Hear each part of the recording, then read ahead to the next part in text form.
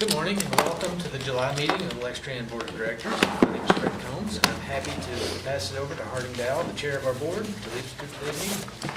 Thank you, Fred. And we'll call the meeting to order and we will call the roll. Mr. Houston. Present. Ms. Rogers. Present. Mr. Schoniger. Here. Ms. Borges-Gonzalez. I'm here. All right. Judge Thurston is absent, though we are expecting her. And Mr. Ward is absent. We do have a quorum at the moment, so we will go ahead and approve the minutes sorry, I got ahead of myself. Is there anyone for public comment? Yes, ma'am. Good morning. My name is Linda Fröhlich. I'm here as a resident and as somebody who takes Lextran frequently.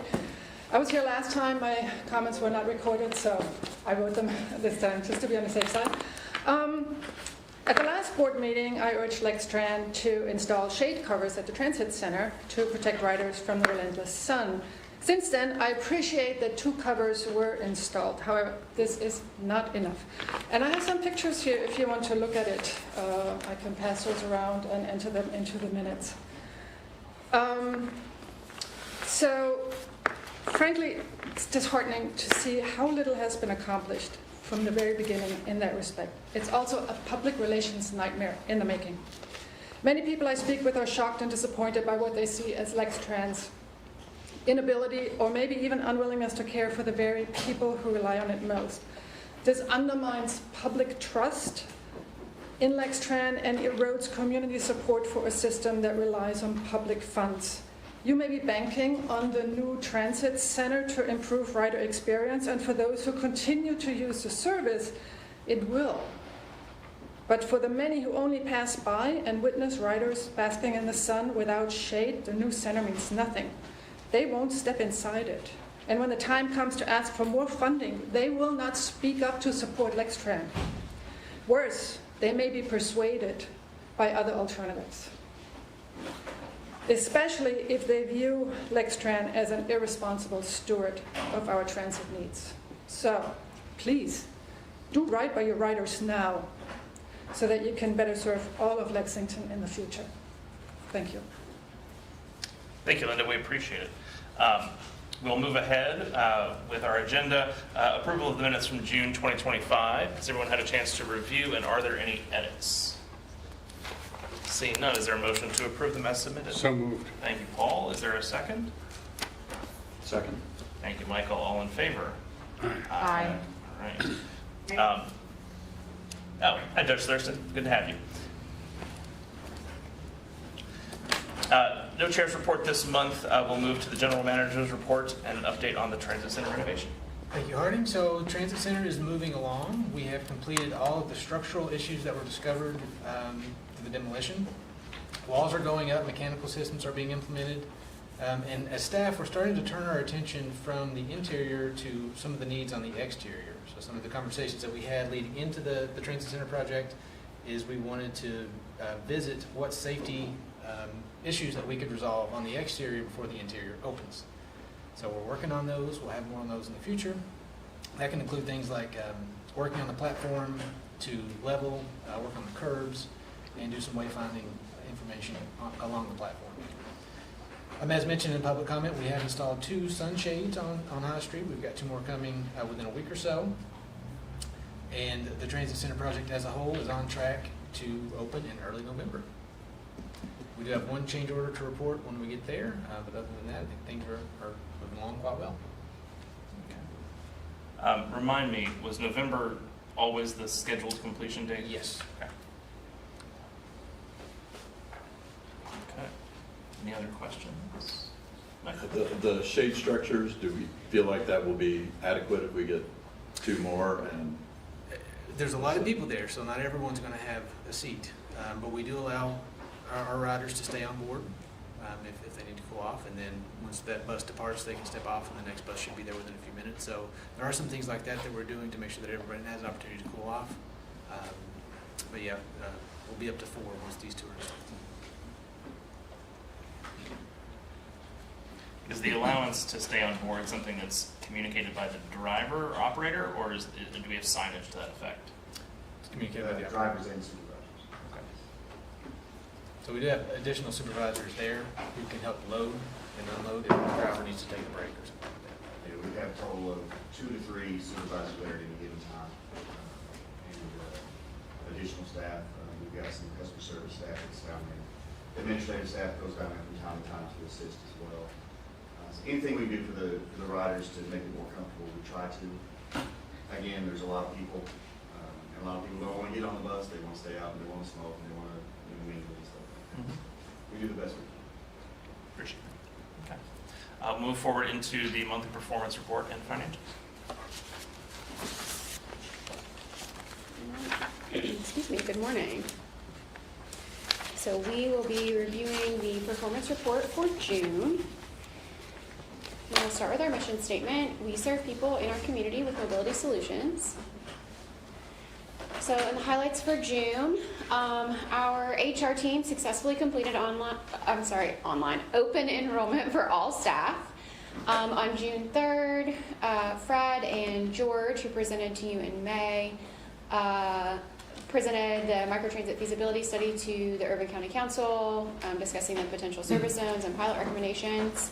June 5th through 6th, SRF Consulting was on site and did sessions for internal feedback with administrative staff, operations, maintenance, all of that for the strategic plan. We implemented a new code of conduct for maintenance and operations staff that went into effect on June 15th. And as we are today, again in phase 1 of the heat plan for the city, we provided fare-free trips to the designated cooling centers from June 23rd to 27th. We will be doing that on the exact same dates this month, weirdly enough. And so in phase 1 of the heat plan, Lextran's role is to provide support for individuals experiencing homelessness. Phase 2 activates to the general public, and that is designated by emergency management. And then we had several of our administrative staff, so Shamika Body, Angie Holland, Maria Alonso, Chelsea Burnett, and Allie Jones, who were able to attend the Women's Summit in June as well. So moving on to ridership, as you can see, we followed the same sort of curve. The changes in ridership that we've been talking about still continuing in June. So looking at some of those numbers, we had just under 200,000 total trips for the month. It's about an 11% for the fiscal year decrease in ridership. So we've continued to look at that. We're digging in more and more all the time. So there's no significant day of the week that's sticking out that has a change in ridership. There's been a change across the board. When we started evaluating all the routes, we found that, as we've been talking about, Route 14 has had a significant decrease in ridership. We did see a decrease on routes 8 and 5 as well, but as far as the other core routes and the connectors, they've not had a significant change. There has been a small change, but not to the same order of magnitude. So we are going through the process to figure out what specifically is happening on those routes.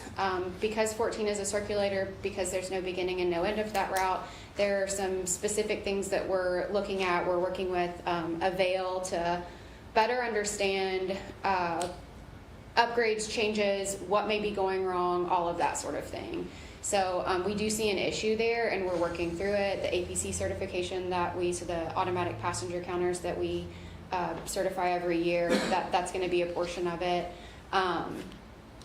The other decreases in ridership we will continue to look at as well, but the significant one that stands out still remains on campus, and we're getting to. We did see in June that there was a little bit of a change in the data that looked more positive as far as understanding what's going on, but we have not had yet the full opportunity to explore why that is different from the other months of the year. So do we feel like there's a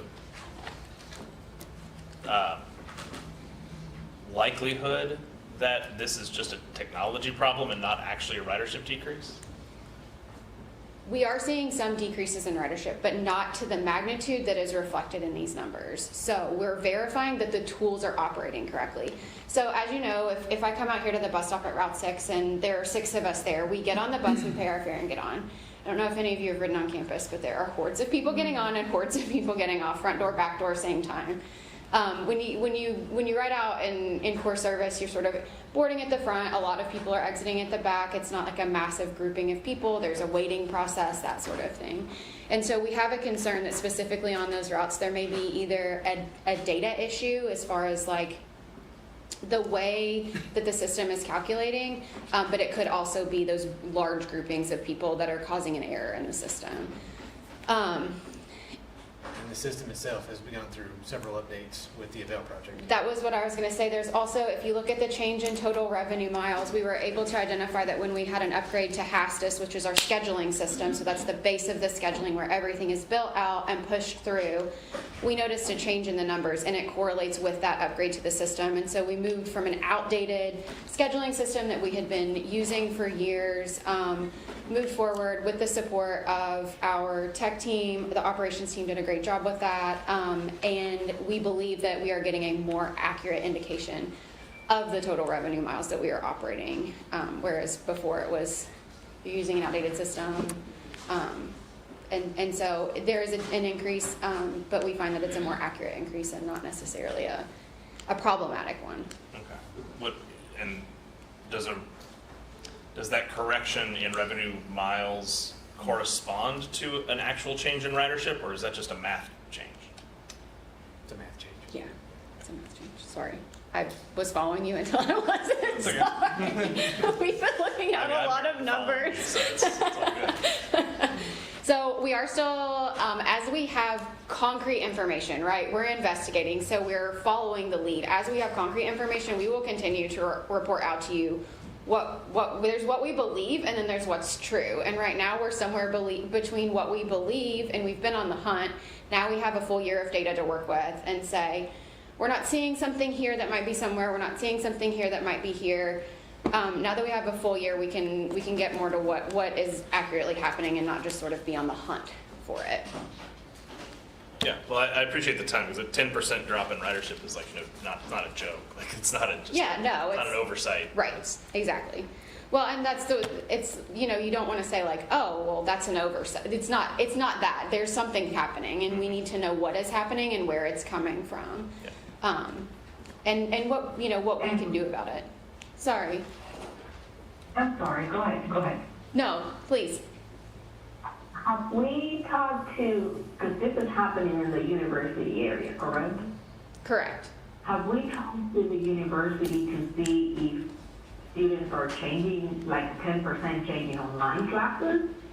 Because that may be an option as well. Because I know a lot of people are taking more online classes now because it's easier if, you can do it from anywhere and those kind of things. Have we had those conversations? There have been any change on enrollment, any changes on those kind of things that will affect our operations?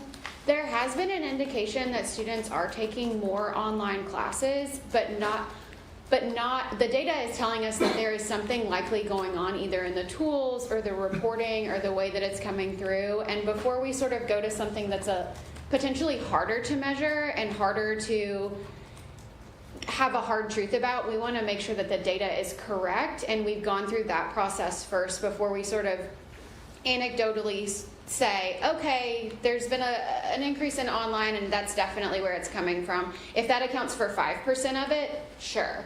But we want to say, on our end, that we've gone to the end of the process and made sure that things are working properly, the system is recording the way that it should be, because that currently looks like what may be happening is that we're having an error. And we have had the end of school year debrief with UK. We have not yet had the start of the next school year meeting with UK, but we do that annually. So we'll be having that in the next probably couple of weeks. Yeah. Our fee with them is not tied to ridership, It is is it? not. Are there any other questions? Okay. Yes, Oh. please. No, go ahead. I was moving on to a different topic, but go ahead. Okay, I'll yeah. come back to it. Well, and feel free to jump in if we get there. So looking at on-time performance for June, we were at 90.9%. So above that 90 mark, we've been hovering close to it and right at it for several months. And so things have been going well, and we expect to continue that. As far as safety goes, there were 8 preventable accidents in the month of June. So that brings the total to 63 over the year, as compared to 35 last year. We did have fewer workers' compensation claims this year. You know, a lot of those accidents were minor, but we're aware that, you know, that increase is not a trend that anyone would like to see, and it's something that Randolph and Steve and our safety team are regularly looking at and assessing and seeing what they can do and the changes we can make, education, that sort of thing, to prevent additional accidents in the future. So maintenance operated 22,200 miles between road calls in June, and completed 61 of 61 preventive maintenance inspections as well. So they are still on target for that. This is a significantly higher number than we typically see for them, but if you look at the fiscal year to date, it's sort of all evened out. I went back through the last fiscal year as well. One of the reasons this is so low, this number is so high, is because the number of road calls were so low. So we operated with significantly fewer road calls during the month. If you look at last year, there were 13 on average. If you look at this year, there were 14 on average. So while we did have some months that had a much higher number of road calls, lower miles between, it averages out to be about the same thing, and staying on target. Any questions? You mentioned the strategic plan, and I'm still kind of catching up. Where are we with in the timeline of developing that plan? I think the board's going to get a briefing probably in my mid-month email this month. Okay. So you'll have some documents to review. Right. Okay. Yeah. So they have aggregated all of our data. They had a large data request, obviously, worked with some staff internally, and we have been working to look sort of on that more external focus. I think the board's the next step as the sort of like internal, external, and then working on prepping stakeholders to let them know that we'll be having some meetings, some consultations, that sort of thing. Okay. And what's the overall timeline? Is it a 10-month process, or? I believe the target's December. Try to get by the end of the year. By the end of the year. Yeah. Okay.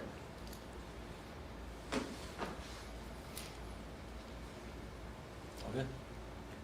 Okay, perfect. Thank you.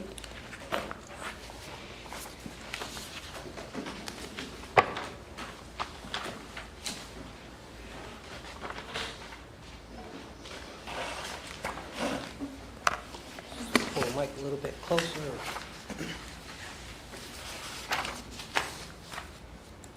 All right, on to the paratransit side for the month of June.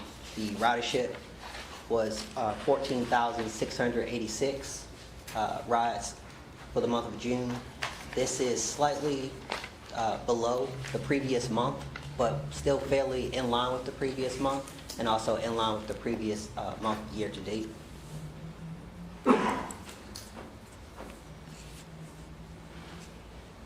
The overall ridership for the month of June reflects about a 1% increase compared to the previous fiscal year. The weekday ridership remains strong. The overall weekend ridership is continues to fall slightly below the overall ridership for the previous fiscal year, this month by 977 rides, I apologize. Total revenue miles and revenue hours continue to grow.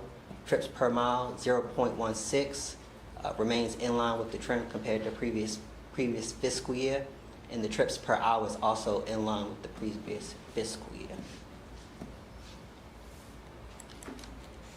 On the safety side, preventable accidents, RTP dead wheels had 2 preventable accidents for the month.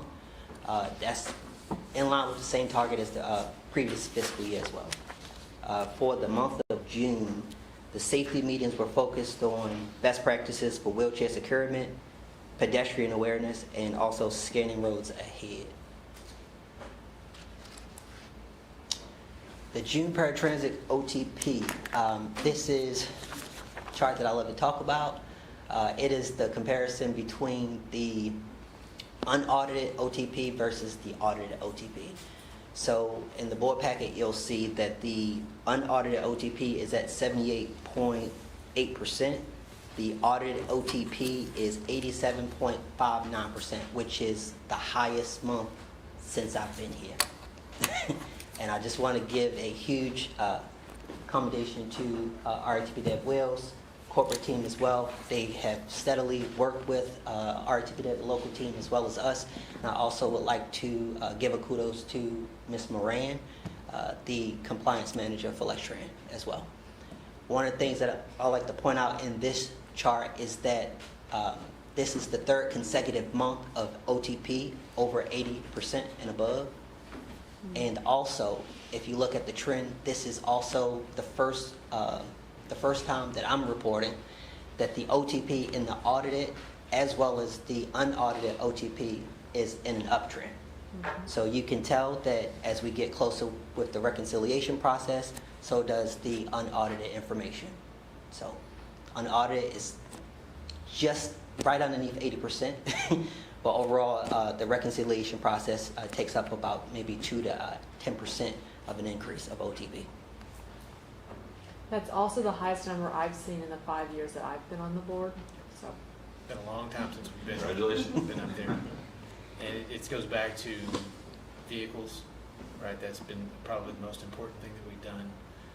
Then some of the operational changes that the RTP Dev team did locally also drove this number up. And then of course Randolph and Katie, absolutely wonderful work. And now you've proven that you can do it, so you got to do it again. Absolutely. And again. No such thing as going back from here. Nope. So some of the things that Fred mentioned was right here in the timeline. So this is something that you all seen before, the paratransit on-time performance timeline that we created in 2024. It just gives you a glimpse of where we began sometime in March to April of 2024 when we began looking at the data, identifying gaps within the information, and then also within the service as well. Within that timeline, I don't want to go over everything that you see here, but from March to April, we focused heavily on the data, and then by the end of November, December, we focused on the software, EcoLane platform. This is when EcoLane took all the information from March to November and kind of put everything together and produced an update. That update, we really couldn't see any concrete changes until the month of January. And then once we were able to kind of focus on those changes that the system made, we were able to redefine the reconciliation process. And what we want to show now is the update leading into 2025 of that 87% OTP. So in March of 2025, and just before I get into March, it is a gap between January and March. And that is because RATP Dev local team focused a lot internally on staff training, seeing what we can do to optimize service on refresher training, software, and then just a lot of different internal processes. And what we did on the Lextran side is we focused more on the raw data and look for inconsistency. So by the time March came in 2025, this is when we were all excited to get the biggest set of new vehicles, new buses, might I add to the fleet service. And I think we added about 7 in the month of March. And that contributed to a huge increase in the ridership, into the OTP. From March, when we began seeing a huge increase in the OTP, we began working on the new run bid. So with the new run bid, it takes about 30 to 60 days timeline to kind of tweak things and work on things and see how we can optimize service the best we can. And we kind of like throw different options out there. But along that way in processing that, we also continue to have listening sessions with the community, get as much feedback and engagement as we can. We use it as an opportunity to gauge, to talk about some of the internal challenges that we were facing, such as the late cancellations and different things like that, and just making individuals more familiar with utilizing the services and all of the capabilities that we offer, such as the mobility app and different things like that. We also focused on customer information inside the profiles.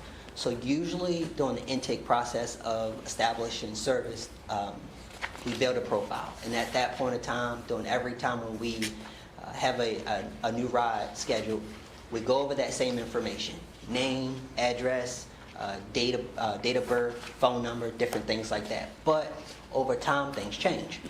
We noticed that some profiles didn't have emergency contacts, some may had the wrong phone number or maybe a different care provider or different things like that. So we focus heavily on the profile itself and trying to reach out to update as much information as we can because we saw that that was heavily impacting our ability to reduce the late cancellations.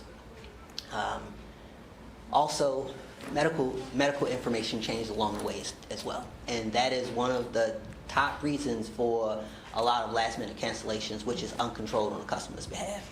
If they have a medical concern or if they're not feeling well, that is uncontrolled and they're not held accountable when it comes to the cancellation no-show policy. So one of the last things that our TPDF corporate team helped us with is also adding more staff. So they increased the administrative staff by 1 employee, and then also which helped with a lot of phone calls and different things like that and make scheduling more efficient.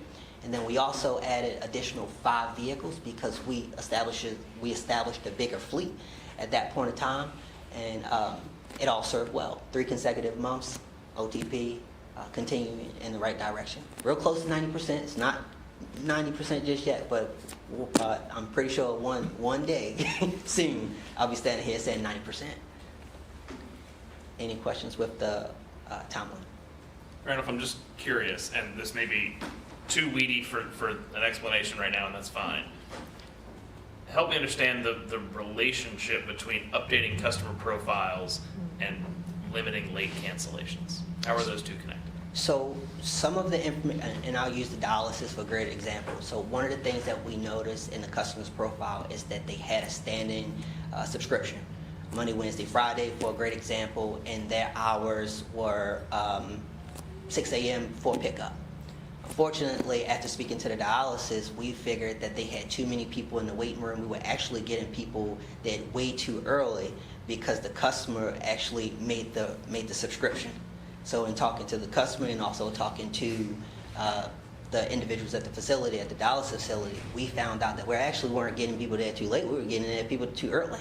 So we went into the profile and we explained to them how subscriptions actually work, and we were able to kind of change that information. And then also when it comes to like the emergency contact, we tried to give them a call, they weren't answering. They may have had a medical condition where they didn't hear the phone ring, and they had an emergency contact or a new care provider, and we were not aware of those type of things because it's a standing order, it's a standing subscription that doesn't change.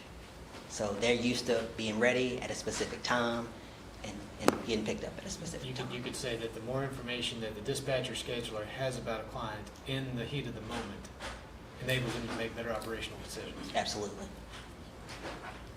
But that's great. Like, I love hearing that we're taking that amount of care and focus on detail. So, thank you. Any other questions? Are there any other, because I know the dialysis is our one, we've talked a lot over the last year and a half about that's one of our biggest users and one of our biggest backlog. Are there any other centers like that where we reached out like, hey, there's also this one employer that we also get people there too early, or no? So we've looked at the senior facility as well, but what we're doing is we're making a list and we're kind of taking each step slowly so we can make sure we look at it. It's a lot that's dealing in one profile. Yeah, absolutely. So we started off with the dialysis Right. and then the senior center, and then we noticed that it has been an uptick on subscriptions on like user base for work, going to work employment. So we're focused on them as well, and then we're going to keep expanding the circle from there. Understood. This is slightly off topic, but it'll make sense. You mentioned the senior center being one of our big drivers. Do we currently have service to the new senior center location when it opens? Fixed route. Not fixed route. Not fixed route.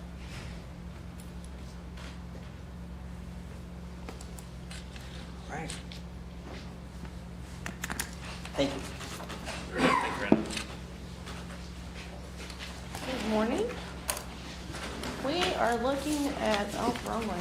Oh, help me out, Alan. Thank you. We're looking at June. It's the last month of the fiscal year for 2025. We have labeled it unaudited because we still have some changes to make. Closing the month of June takes about 6 weeks to completely close. We have some accounts receivable entries. We have some work in process that you see is our grant purchases or grant funding, and we need to make some entries for those. But everything else that you normally see, operating cash is very similar to last year. And the total assets and liabilities are pretty close to last year too, and we see no issues for this year. It's been a very good year, and we're looking forward to this new fiscal year that we've already started, which is hard to believe. But I'll go in more in depth and when we look at the revenue and expenses. But does anybody have any questions about the balance sheet? Okay. As I noted, this is unaudited, but these numbers will change a little bit. You'll see federal funds and state funds. We have not posted those yet. You'll see those when we do the audit report to you. We have, just to note, the property taxes. When we did the budget back in March and April, we projected about 2.5 million, and we have come in just exactly at 2.5 million. We have some money that's come in July that is for June, and it puts us right at 2.5 million. So we're very happy about that. It's been a very good year for property taxes, and we are thankful to the taxpayers of Fayette County. Passenger revenue is under budget a little bit, but we are a little bit over, or right around where we were this time last year, which is pretty consistent with everything that Emily and Fred have been talking about with our ridership. Wages and fringe came, wages, of course, a little bit over because of overtime. That is, it has gone down in the last couple of months because we've been able to hire more people, and we have seen an improvement with that. Fringe benefits kind of offset that. We have, that's from some vacancies. For insurance, we budgeted, it came in a little bit lower than what we budgeted. Professional services, this shows we're $304,000 under budget, but after we make some of the grant adjustments, that number will go down, so we should be right at budget for professional services. Materials and supplies, like we've mentioned every month, maintenance parts are not getting any cheaper, so we have budgeted more in the fiscal year 26 for that. Diesel and CNG are still looking really good. We are at a year-to-date average for diesel at $2.35. This time last year it was at $2.80, so it was a big difference from this time last year. Our CNG is still running about $1.50. It's been $1.45 to $1.50 for a couple months now, so that's staying steady. We do have some other things like media advertising. We still have a few things. The advertising that we've done with the transit center, we haven't posted that yet here, but you will see more expenses in that line item. So even though that it shows that we are under budget at this point at 1.3, I expect the year to come in at probably maybe $300,000 to $500,000 under budget, which will just roll into the new year, which will be just the right amount that we need to put in our reserve account for our policy, where we keep a percentage in our reserve account. So I'm very pleased with this fiscal year, and I think it's been a great year. So, anybody have any questions? I know you mentioned it right at the beginning, but the federal and state funds, are we just waiting on those? We are waiting on those, yes. And we will get those. Federal funds have been behind the last couple of years, been behind by almost a year. And state funds, they changed the way that they did the state funds a few years ago, so I have to bill them for all of our expenses, and then they reimburse us, and so that's not reflected here yet. But that's not how we do federal funds. We get that as a upfront sum. No, we don't get that. We do that the same way, but state we only do once a year, and federal we do quarterly. Okay. But we send in our reimbursements and then get it back. Yes, correct. So we should see all of the state funds come in, because that's our matching funds for our 5307 grant.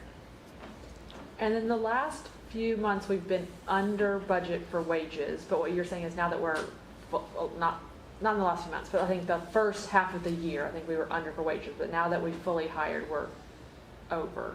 When we started the year, we had not negotiated the union contract. That was done in October. So when you see July through October, it shows it was under budget. And then we did back pay in November that went back to July. So that's why the year evened out. Okay. So we came in about 1% higher than what we had actually budgeted last year. So we expected it to be over a little bit. I don't have any more questions. Thank you. Okay. And congratulations on the end of the fiscal year. I know that is Thank you. a huge feat. Yes, it is. It takes a lot of work, and we spend a lot of time on the end of the year, so, yeah. But I'm very thankful for my staff. Yes. Okay, thank you all. Thank you. All right, moving to our sole action item, the nominating committee report. Lady, I believe that's you. Yes, I got that one. I'm pleased to share that our committee met, and after a discussion, we nominated Mr. Darwin and Ms. Rogers to continue serving under current roles. We appreciate their ongoing dedications and contributions. Thank you. I speak for myself. Happy to continue serving and happy to have Jamie as well. Is there, I guess we can't move to approve ourselves, so someone please move to approve the nominating committee's report. I'll make a motion to that effect. Thank you, Paul. Is there a second? I'll second. Thank you. All in favor? Aye. Aye. Thanks very much, lady, and send our thanks to Judge Thurston as well. Change order report. Yes, so we have 3 items on the change order report for this month. The first to Kersey and Kersey. This is related to the microtransit feasibility study. The additional cost of nearly $4,000 was to bring our consultants here to Lexington to do the presentation to Lexington City Council. The second change order is for Fastenal, and they supply a large catalog of very small shop parts. Chris, you gotta make sure I'm saying this correctly. This is nuts, bolts, washer, screws. Within that catalog, each item maybe went up or down a little bit, a different amount, but we think over the whole catalog is about an 8% increase. We spent less than $5,000 last year, so in total we expect about $500 annually for this change order. Is that a fair way to say it? Okay. The next one is to building and repair systems for the transit center, and this is the footer that was discovered missing when we did the demolition of the transit center. So we had to go down and reinstall the footing in front of the storefront. So that change order was about $33,000. None of these require board action for information purposes only, but I'm happy to take any questions on those. And I know I missed last board meeting, but also the previous board meeting we had, and we were expecting these. We also Yes. had a change order on the transit center. Yes. Did we have another change order or is this only the second change order on the transit center? This is the 5th. Fifth change order on the transit center? Yes. And we knew once we got in there would be lots of change orders. Yes. But, so the 5th change order, that's a lot of change orders. But I know that's what happens when you get into an old building underneath a parking garage. And does the architect provide some backup that they've reviewed the amount and Yes. recommended? I assume they did. Is Kersey and Kersey on site every week, every other week? At least every other week, probably every week. I think every week. I know we meet them there every other week, at the very least, yeah. But this is still significantly under our Yes. budget.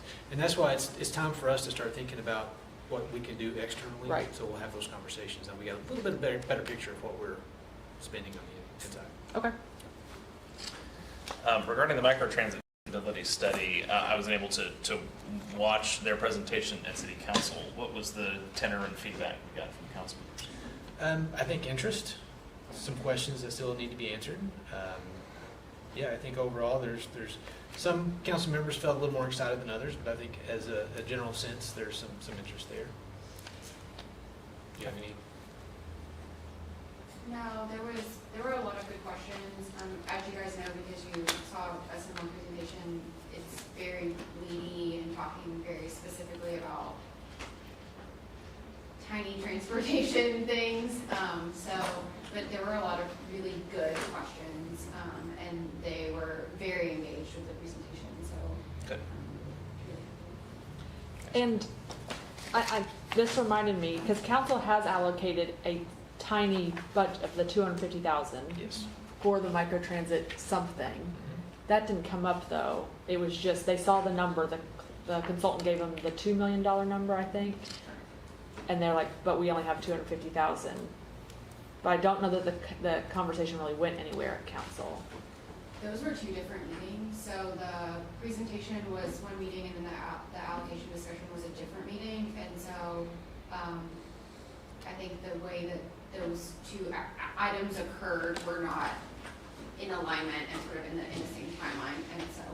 Well, I think the allocation was prior, and then they presented the $2 million number after the allocation.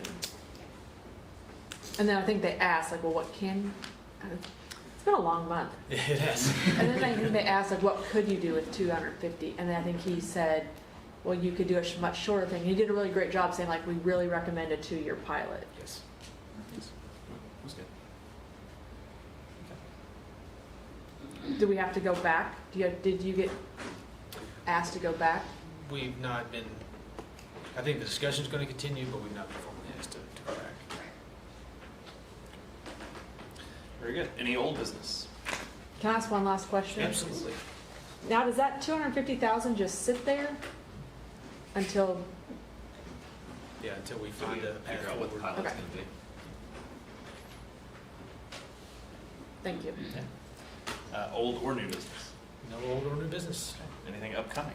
We have 2 items proposed for the agenda for next month. The first is the US 27 study.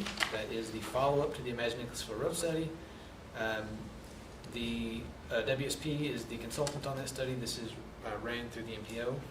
They presented that out to the Transportation Policy Committee. They'll do a similar presentation for us here to talk about some conceptual implementations of BRT along Nicholasville Road. And we also have a Title VI plan update. We've got that scheduled to be before the board in August as well. Any reason for closed sessions? I have none. All right. Thank you all very much for being here. We are adjourned. Thank you. Thank you.